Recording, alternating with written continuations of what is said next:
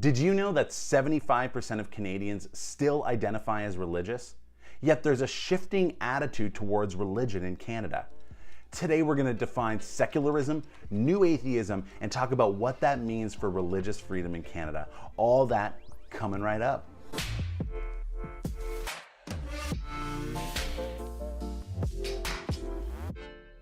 Hey, I'm Matt. This is Truth Snack, a channel that's designed to help you generate meaningful conversations with those you love. So what is secularism? Secularism is the idea that religious institutions and the government should be separate. That means that the government, as a response to historical inequalities, has no religious affiliation, so that the people can be free to have diverse religious affiliations. You see, in Canada, the government can't be anti-religion because freedom of religion is a right that's guaranteed by the Canadian Charter of Rights and Freedoms. And that's a great thing about living in Canada.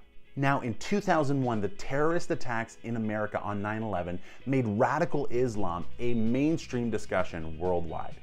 Within only a few years, best-selling books from Christopher Hitchens, Richard Dawkins, and others popularized the ideas of new atheism, which teaches not only that theism is incorrect, but that religious faith is actually dangerous and it needs to be combated, exposed, and even ridiculed.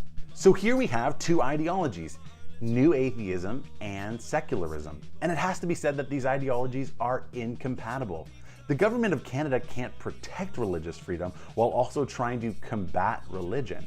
But that doesn't mean that the culture of Canada hasn't shifted after over a decade of new atheism growing in popularity. So it's almost as if Canadians need to reawaken to the fact that all groups have a right to religious freedom. Now, I can admit that the details on that religious freedom can get a little tricky. You see, just because something's a religious belief doesn't mean that it can be permitted in Canada. For instance, violent religious practices are illegal. But what about wearing religious symbols or maintaining your personal religious conscience? Where does the law land on those issues? So here's the big question that we all need to think about very clearly.